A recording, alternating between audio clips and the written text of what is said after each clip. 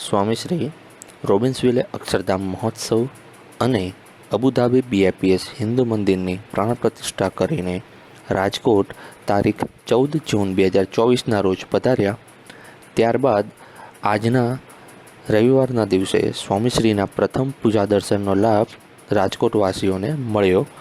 તેની સ્મૃતિ આપણે અહીં કરીએ છીએ અને સાથે સાથે પૂજા કીર્તનનો પણ લાભ લઈએ. સાથે સાથે આજરોજ પૂજા દર્શનમાં સ્વામીશ્રીએ આપેલા આશીર્વચનનો લાભ પ્રાપ્ત કરીએ. શ્રી સ્વામિનારાયણ ભગવાનની જય, સુદમ મહારાજની જય, મુરાદદાન સ્વામી મહારાજની જય, ભગવાનજી મહારાજની જય, શાસ્ત્રીજી મહારાજની જય, યોગીજી મહારાજની જય, પ્રમુખ સ્વામી મહારાજની જય.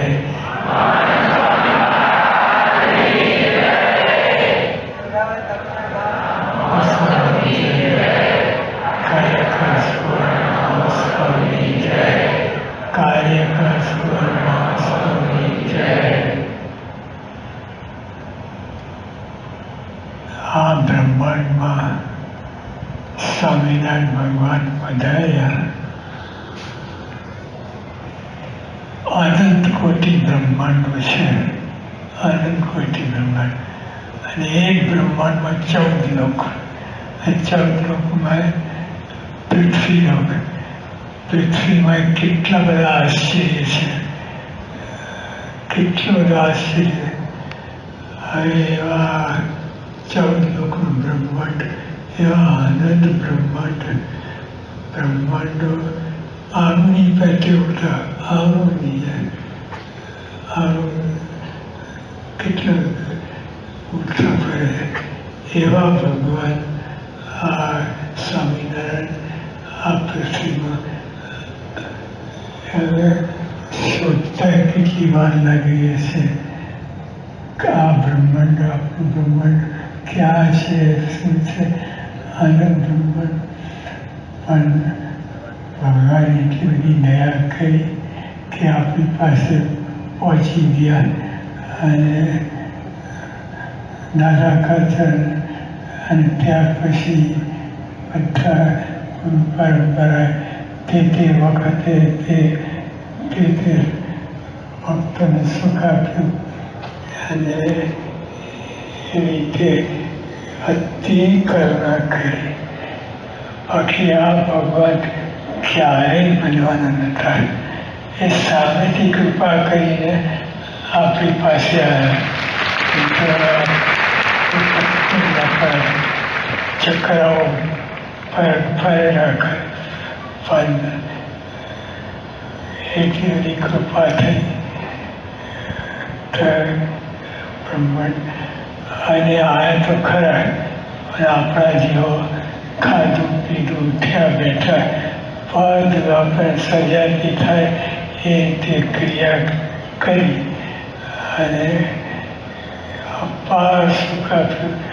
એ તો સુખ આપ્યું તો બરાબર, પણ મોક્ષના અધિકારી બનાવ્યા. એ આપણે નિષ્પણમાં એને કહ્યું કે થયા ખોટી કલ્યાણ. હવે એક કલ્યાણની વાત તો ઘાસનો પૂરો ગાયને નીરે તો કલ્યાણ થાય. એવા તો અનંત કલ્યાણની વાત. પણ મોક્ષ એટલે આત્યંતિક કલ્યાણ, જેના પછી કાંઈ રહે જ નહીં એવું કલ્યાણ. આત્યંતિક કલ્યાણની વાત આપણે આ સત્સંગી માત્ર જેને આ દર્શન થયા ગુરુ કૃપા, તમારા દર્શન થાય તો એને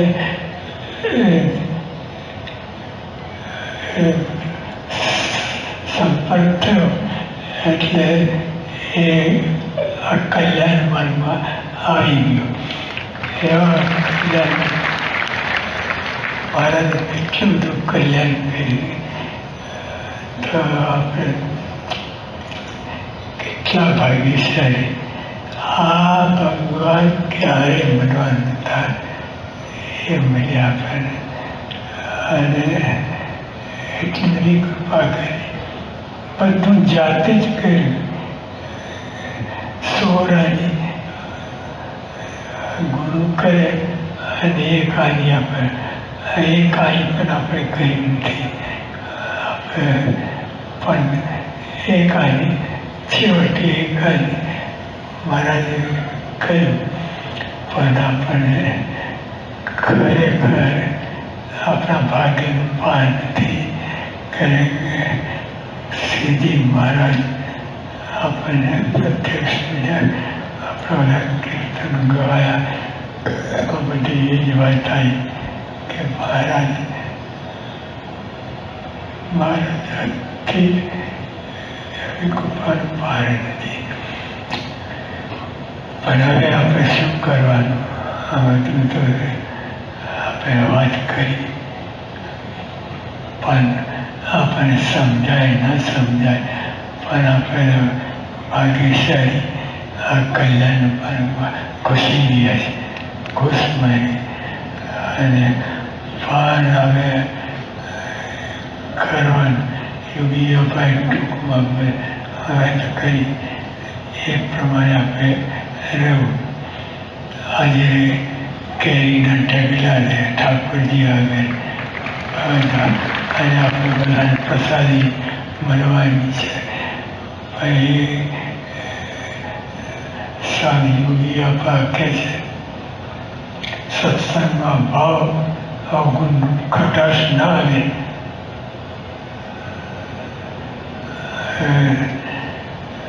તો સત્સંગનું સુખ કેસર કેરી જેવું ગળ્યું આવે.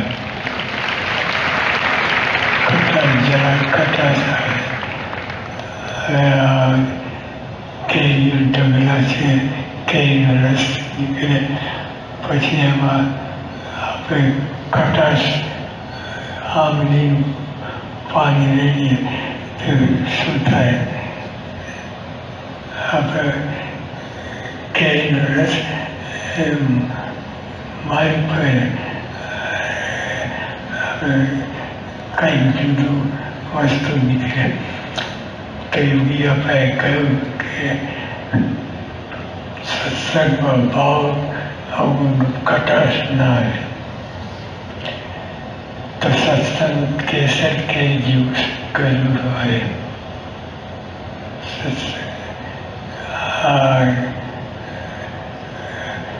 કેસર કેરીનો વાત જરાય વખત નથી પણ આપણે બધું આગું પાછું કરીએ તો કટાશ ઉમેરીએ તો આપણા કર્મ ફૂટ્યા કહેવાય.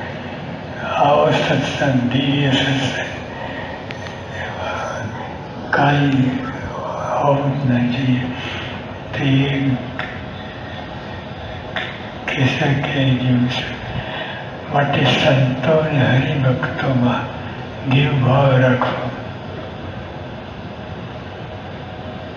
1, 2, 5, 10 માં નહીં. હરિભક્તો સંતો સમગ્ર સંતો સમગ્ર ભક્તોમાં દેવ ભાવ રાખવો. આપણે કૃપાળીએ રાખીએ એવું કંઈક કહ્યું નથી. બધા મારાનો સંબંધ થયો, મારાનો સંબંધ આળકથી ગમે તે થયો તો એ બધા મોક્ષના અધિકારી થઈ ગયા. યોગીયા તો કહે કે ગુણાતીત વાઘનો કાંટા આવીને અવગુણ ના દેવું. ત્યાં સુધી વાત કરી. એટલે આપણે અહીં રાખવું. માટે સંતોને હરિભક્તો નિર્ભાવ રાખવો. નિર્દોષ બુદ્ધિ રાખી. આ સૂત્ર છે યોગી આપણે ગોઠી ઘોટાવ્યું છે. અને આપણે આ રીતે રહેવું. જો તેમ રહે તો કરવાનું જવાનું કાંઈ બાકી રહેતું ચાલી ધીરે પ્યોર કેર ને રસ ખટાશ જરાય ઉમેરવી નહીં અને આવી ધીરે તો કરવાનું જાણવાનું કાંઈ બાકી રહેતું નથી. એટલે સુખ સુખ સુખ અને હવે આ બધું આવી રીતે રાખવું રહેવું યોગી પર બધા જ ભલામણ છે કે આપણે આ સત્સંગ કેવા રાખવું એટલે આપણે વાસના દૂર કરી અને ભગવાન તરફ વળવું, ભગવાન પાછું ઊંચે ઊંચે જવું તો આપણે મન જે છે એવું સુખ આવશે. સદાન મહારાજ